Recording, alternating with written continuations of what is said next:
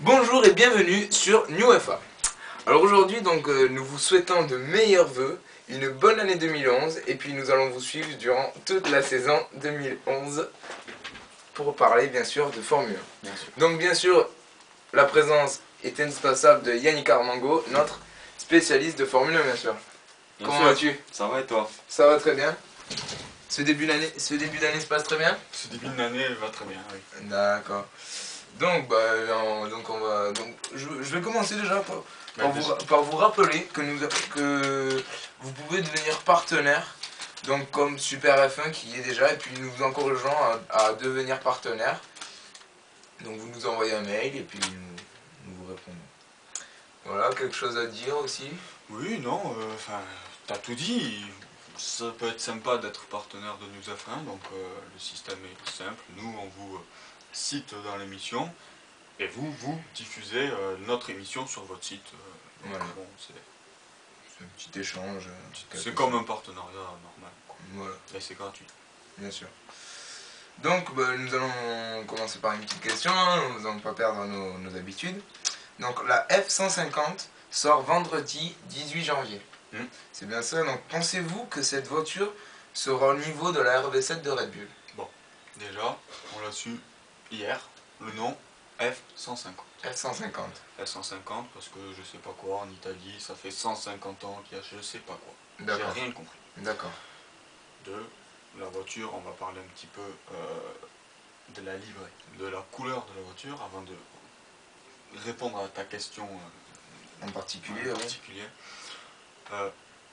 Luca Di Montezemolo a dit que la livrée serait avec des couleurs italiennes. D'accord. Pas entière, je n'imagine pas un vert, blanc et rouge. Hein. D'accord. J'imagine pas donc ça. Toujours sur la base du rouge? Il y aura du rouge, normal, mais bon, il devrait y avoir une touche d'italien. D'accord. Alors pour répondre à ta question, est-ce que la F-150 va-t-elle être une des meilleures voitures du plateau et va-t-elle être mieux que la RB7 de Red Bull? Ben, on sait pas. On ne savait pas pour l'instant. Alors Red Bull sont partis sur une base de la RB6 de la voiture de l'année dernière.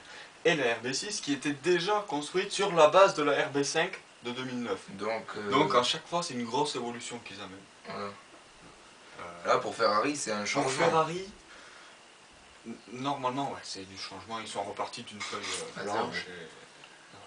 Donc la RB7 sera performante. D'accord. Et encore, il y a le Kers. La F-150 sera-t-il au niveau de la RB7? Nous verrons ça. Ou la RB7 sera-t-il au niveau de la F-150? Oui. Bon, et puis il faut pas négliger les autres écuries non plus. Mais bon, ça va être très très disputé cette saison 2011. Voire plus que 2010. Qui sait? Alors ensuite, donc, nous allons parler du Kers.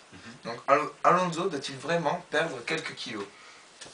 Bon, le Kers pèse un certain poids. Oui. D'accord.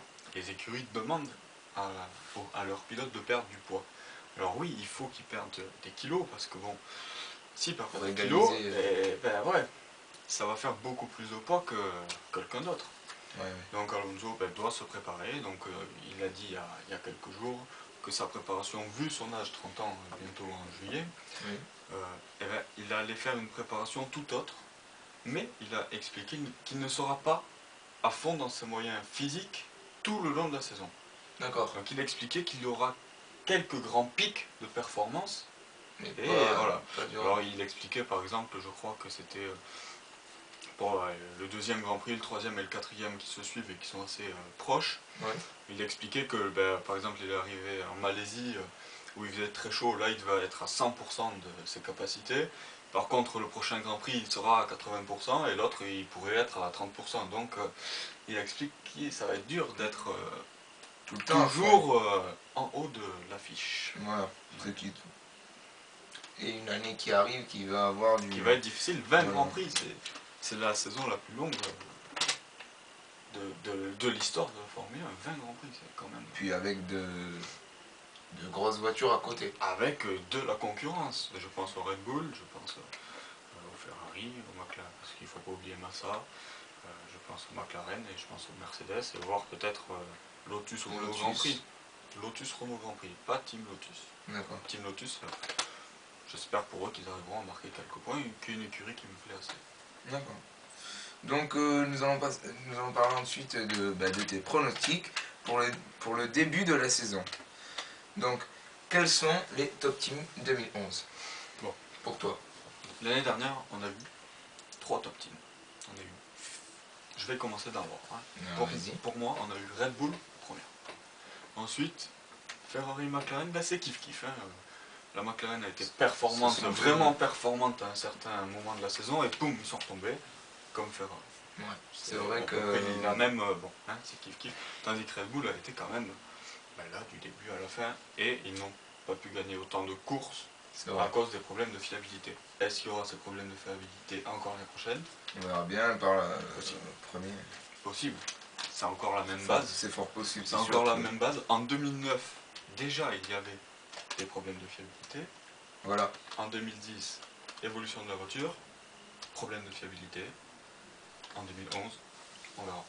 Ensuite, bon, la Ferrari, donc j'ai dit, ça va être tout nouveau.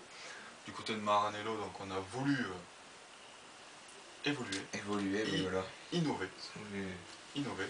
Le F-Duck qui a disparu, interdit. Il faut trouver autre chose. Il faut trouver vraiment autre chose, car ouais, voilà. Ouais. Il faut trouver autre chose. Et donc ils ont essayé. On a vu quelques images sur internet. Est-ce que ce sont des vraies images ou pas? Ça, je ne sais pas. Mais bon, apparemment, le design sera assez sympa. D'accord. Ensuite, chez McLaren, pareil, on va innover. Ils l'ont dit, les ingénieurs, qu'il y aura de l'innovation.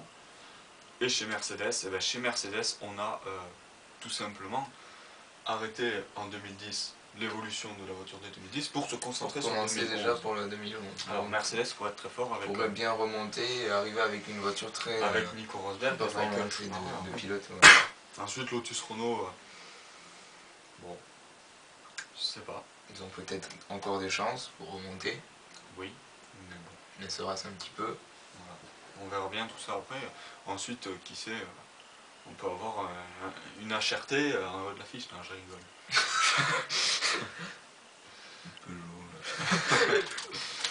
Non mais bon, faut pas penser qu'il y aura quand même une Virgin ou une Team Lotus en haut de l'affiche.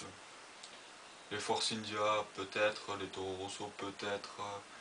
Mais ça se concentre tout le temps sur la Williams encore cette année, ça sera concentré sur les 4 écuries. Les 4 mêmes qui étaient prévus l'année dernière tout simplement.